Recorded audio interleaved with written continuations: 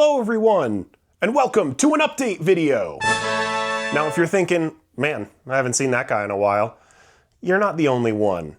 Acknowledging it's been a while since I've last been able to regularly post. Kinda turns out when life starts handing you stuff, makes it harder to make silly internet videos.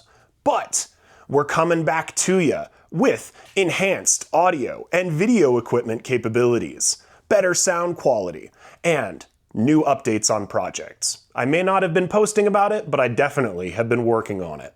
And now don't panic if you don't see the crazy high mileage 996 here beside me. Right now, it's currently in storage, but we've still been driving it, still loving it, currently up to 359,000 miles on that car, so definitely still around. Don't lose sight, but we've been working on some other interesting Porsche projects. This is one of them. This is my 1980 Porsche 924 Turbo, and if you'll remember from my original intro video, and if you haven't seen it, I'll go ahead and link it above, but if you'll remember from the original video, this had two huge problems with it. Number one, we had no door on the driver's side. And number two, this incredible electric Minerva blue paint was covered up by some awful chalkboard black paint. And now I've worked on both of those things. As you can clearly tell, this car has gotten a lot more blue than it used to be. But let's break it down. Let's talk about exactly what's gone on. All right, we're outside so we can really see here. We've addressed the door concern. My good buddy Zach helped me restitch the door hinge back on and fitted that door, and it looks absolutely fantastic. And as you can see, I had actually sanded and buffed that door off the car, and it is just looking beautiful. I love the way that that polishes up, and the rest of the car should polish up to that same effect. But now let's acknowledge the very blue elephant in the room here. So if you watched my initial video, you learned that what I want to do is remove this black overpaint and expose this incredible electric Minerva blue color underneath. And it's been going well. I've gotten quite a bit of that paint removed, and I'm really loving just seeing more and more of the blue poke through at every corner. But that's not to say that we haven't had some problems. And I'm fully acknowledging that I've done my fair share of blowing through the paint here, but there were condition issues with the blue paint underneath the whole time. And I kind of knew that this would never turn out to be perfect, so we're gonna go with the idea that this is really just going to be kind of artful as it progresses. Now, when I first began this process, I looked into doing some Facebook research and asking around if other people had done similar paint removal projects. Definitely more common in the Volkswagen scene. I see a lot of people taking oven cleaner and really restoring original paint that's been painted over. But in the Porsche scene, I got a very different reaction, and I think a lot of Porsche purists will really hate what I'm doing. But what am I doing exactly? So let's talk process, because there's a lot of different ways that you could attack a problem like this. You know, a lot of folks ended up recommending to me to use some sort of aircraft paint stripper or maybe even an oven cleaner type product, and I was definitely apprehensive on that. I like having the control to know when to stop, and sometimes paint stripper can go all the way through down to the bare metal instead of just removing the top layer. I am working with thick paint, but I wanted to be a little bit more careful and precise. Whether I'm doing that or not, that's up to the viewers to decide. But my process starts with this. 1, a dust mask, and 2, this electric DA sander. So I'm using this with a 220 grit disc to start. Now the 220 is fairly aggressive, no denying that. But what this does is helps me chew through the majority of the black paint and start to expose some of the blue. So this definitely is a messy process. In the video later, you'll watch me get nice and filthy while I'm working with this step specifically.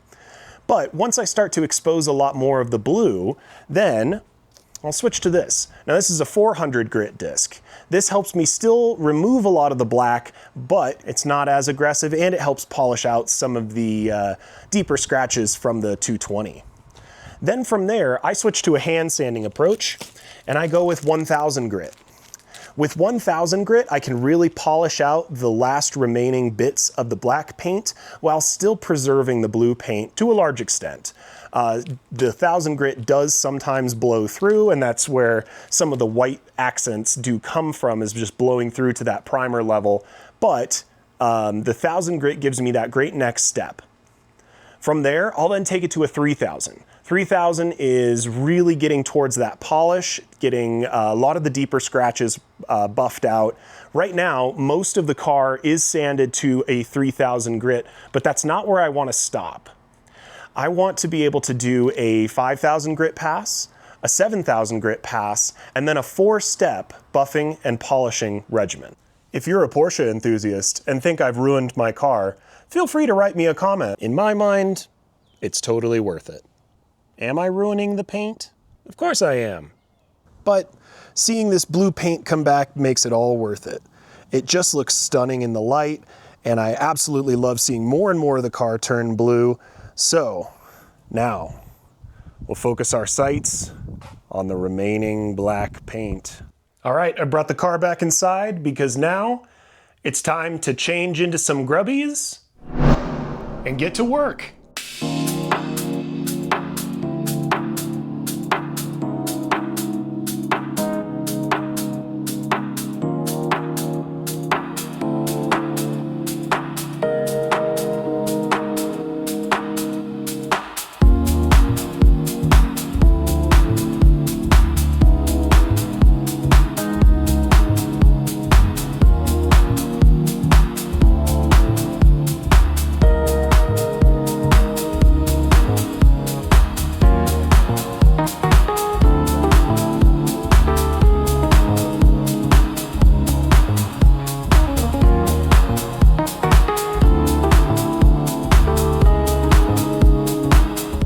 Okay, so there's what that first pass with the 220 ends up looking like. And see, this is what I'm talking about with the blow through. You see the metal there.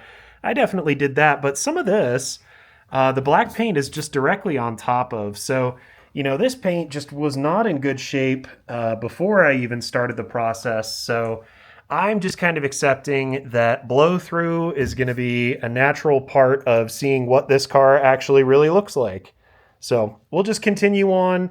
I'm trying to minimize as much as I can. It does get hard when you get into small spots like this or on the curved spots. I went light there because of the experience I had on the fender. Just part of the process. I'm just going to keep going with it and keep rolling.